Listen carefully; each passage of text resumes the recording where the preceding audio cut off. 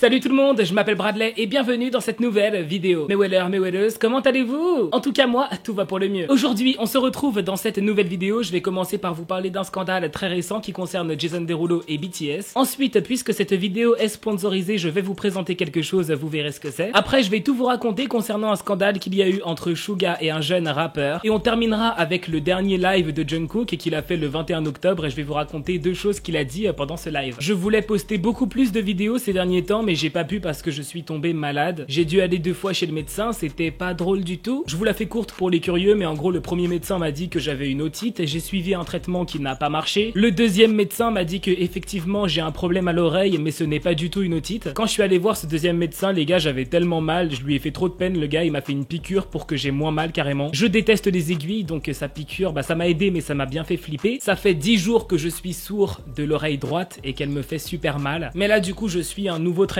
qui a l'air de fonctionner, j'ai un peu moins mal, du coup c'est cool. Mais voilà, en tout cas je vous tiens au courant et je vais essayer de poster beaucoup plus de vidéos une fois que je serai rétabli. Tu peux déjà mettre un pouce vers le haut, ça me ferait super plaisir. Si ce n'est pas encore fait, abonne-toi à ma chaîne YouTube et active la cloche pour devenir un weller ou une welleuse. Et voilà, on est parti pour cette nouvelle vidéo.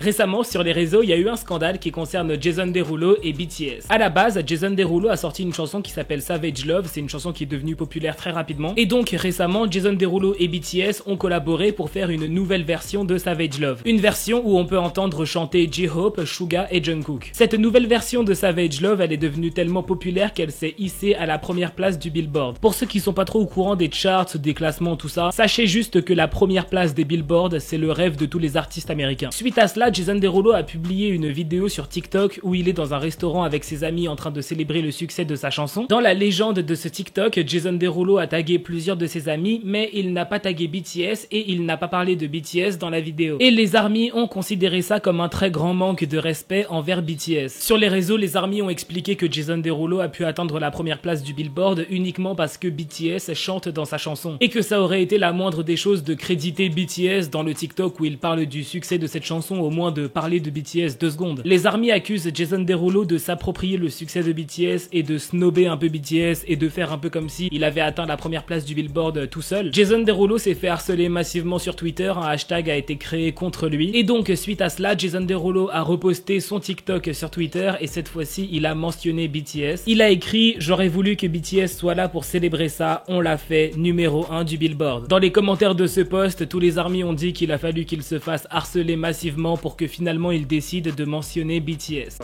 Avant de passer au sujet principal, je tenais à vous dire que cette vidéo est sponsorisée. C'est assez rare que je fasse des partenariats, mais pour le coup j'ai accepté parce que je trouve le projet excellent. Il faut que je vous parle du roman K-pop confidentiel écrit par Stefan Lee. Ce roman raconte l'histoire de Candace, une jeune américaine de 16 ans complètement fan de K-pop. Elle finit par suivre son rêve et décide de partir à Séoul pour devenir une grande star de K-pop, mais elle se rend vite compte que ce n'est pas si facile. Mais à force de travail et d'acharnement, elle réussit à se faire un nom dans la K-pop et par attirer l'attention d'une star de K-pop qu'elle a toujours aimée. J'ai déjà lu un peu plus de la moitié et franchement ça me plaît beaucoup. Ça me plaît pour une raison en particulier, c'est que ce roman ne part pas dans la vulgaire fanfiction de la jeune étrangère qui part séduire Jimin Oppa en Corée du Sud. L'histoire est vraiment réaliste et je suis sûr que les fans de K-pop vont prendre beaucoup de plaisir à la lire. Avant d'écrire son roman, l'auteur est parti à Séoul plusieurs semaines pour interviewer des stars de K-pop très célèbres, histoire de pouvoir en apprendre un peu plus sur les dessous de la K-pop et donc écrire quelque chose de réaliste. Et je trouve ça vraiment très positif qu'il ait pris le temps de faire ça. Si vous n'avez pas l'habitude de lire, ce livre pourrait carrément vous réconcilier avec ce divertissement qu'est la lecture. Ça se lit vraiment facilement et en tant que fan de K-pop, ça m'a beaucoup plu. Aussi, les personnages sont très attachants et on rentre rapidement dans l'histoire. Si vous voulez vous l'offrir, le lien pour l'acheter est dans la description.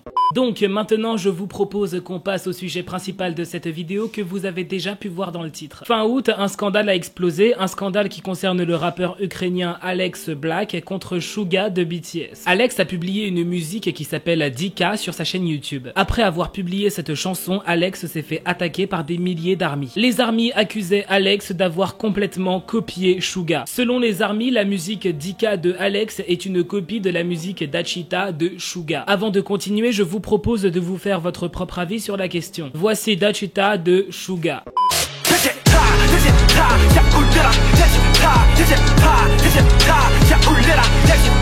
Et voici Dika de Alex.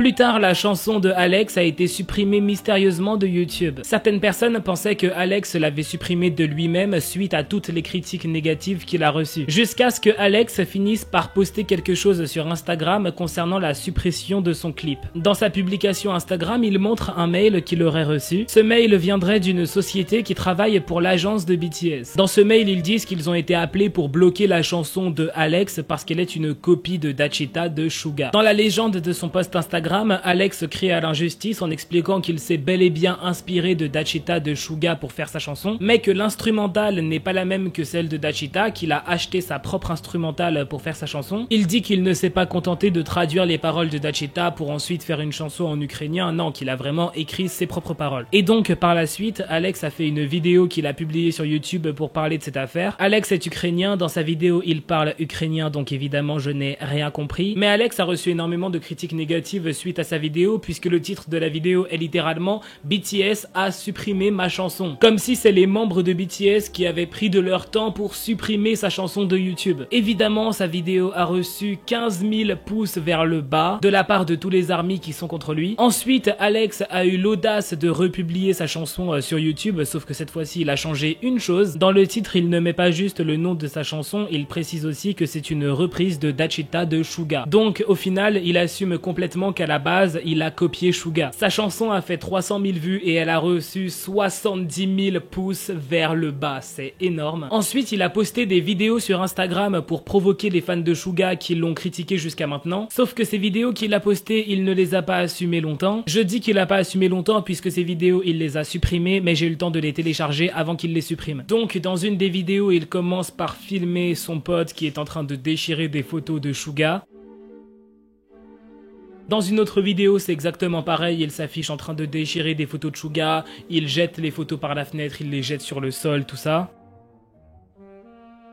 Et ils finissent par déchirer d'autres photos de Suga et ils les jettent à la poubelle. Ces vidéos-là ont fait des centaines de milliers de vues sur Instagram et TikTok. Les armies ont répondu en disant qu'en plus d'avoir plagié une chanson de Suga, ce mec se met à harceler Suga en vidéo.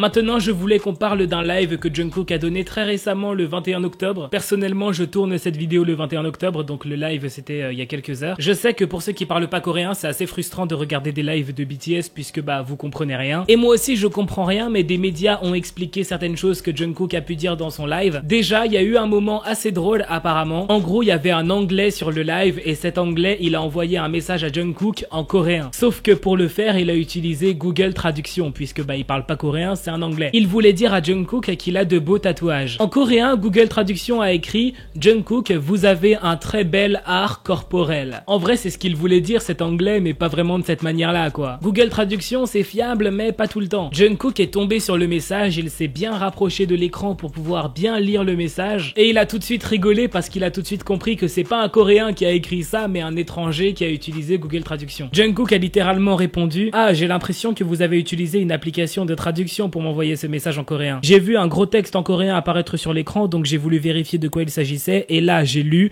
votre art corporel est vraiment beau. En tout cas, quoi que vous vouliez me dire, je vous remercie. Aussi, Jungkook a parlé du prochain album de BTS qui arrive très bientôt, mais il a surtout donné des détails sur le prochain MV de BTS. Il a dit que le tournage a bien été fait et il était très excité d'annoncer aux armies qu'il a lui-même filmé certaines scènes du MV. Jungkook a expliqué que c'est vraiment un travail difficile et qu'il était très stressé à l'idée de filmer des scènes pour le MV de BTS. Aussi, il se demande si les armies réussiront à deviner quelles sont les scènes qu'il a filmées lui-même. Voilà, c'est déjà la fin de cette vidéo, j'espère vraiment qu'elle vous aura plu. Si c'est le cas, n'hésite pas à mettre un petit pouce bleu, ça me ferait super plaisir. Abonne-toi à ma chaîne YouTube et active la cloche pour devenir un weller ou une welleuse et comme ça tu seras au courant dès que je sors une nouvelle vidéo. Et voilà, on se dit à très bientôt pour une nouvelle vidéo. Bye, trop de love entre nous.